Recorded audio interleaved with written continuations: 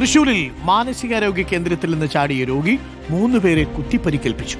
ആലുവയിൽ നിന്നെത്തിച്ച നേപ്പാൾ സ്വദേശി സൂരജാണ് മാനസികാരോഗ്യ കേന്ദ്രത്തിൽ നിന്ന് രക്ഷപ്പെട്ടത്. കോട്ടപ്പുറത്ത് വിദ്യാർത്ഥികൾ താമസിക്കുന്ന വീട്ടിലെത്തിയ ഇയാളെ വീട്ടുടമ മുരളി ചോദ്യം ചെയ്തതോടെ ആക്രമിക്കുകയായിരുന്നു. പിന്നീട് പടിഞ്ഞാറേക്കോട്ടയിലെത്തിയ സൂരജിനെ തടയാൻ ശ്രമിച്ച ബെന്നി വിൽസൺ, അജിത്ത് എന്നിവരെയും കുത്തിപ്പരിക്കേൽപ്പിച്ചു. സൂരജിനെ പിന്നീട് നാട്ടുകാർ ചേർന്ന് കീഴ്പ്പെടുത്തുകയായിരുന്നു. ജെയ്സൺ ചാമവളപ്പിലുണ്ട് കൂടുതൽ വിവരങ്ങളുമായി. ജെയ്സൺ, ഈ സൂരജ് അക്രമാസക്തനായി മാനസിക വെല്ലുവിളി നേരിടുന്നയാളാണ്. എങ്ങനെയാണ് ചാടിപ്പോയത്? എന്താണ് സംഭവിച്ചത് ജെയ്സൺ?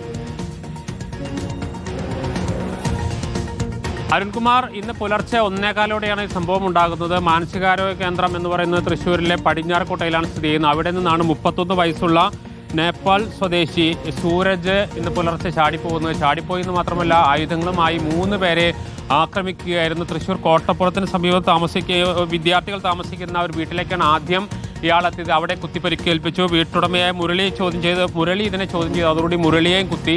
അങ്ങനെ 3 പേർക്കാണ് പരിക്കേറ്റത്. ബെന്നി വിൽസൺ, അജിത്ത്, മുരളി എന്ന 3 പേർക്ക് പരിക്കേറ്റ്. 3 പേരെയും ആശുപത്രിയിൽ പ്രവേശിച്ചിട്ടുണ്ട്.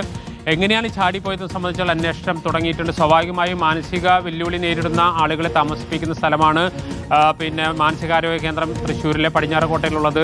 അത്തരത്തിൽ വളരെ സുരക്ഷിതമായി താമസിപ്പിക്കുന്ന ഒരു സ്ഥലത്തു നിന്നാണ് ഇയാൾ ചാടിപ്പോകുന്നതും പിന്നീട് 3 പേരെ കുത്തുന്നതും. നാട്ടുകാരും പോലീസും ചേർന്നാണ് പിന്നീട് ഇയാളെ കീഴ്പ്പെടുത്തി വീണ്ടും സെല്ലിലേക്ക് കൊണ്ടുപോയതും. അരുൺകുമാർ.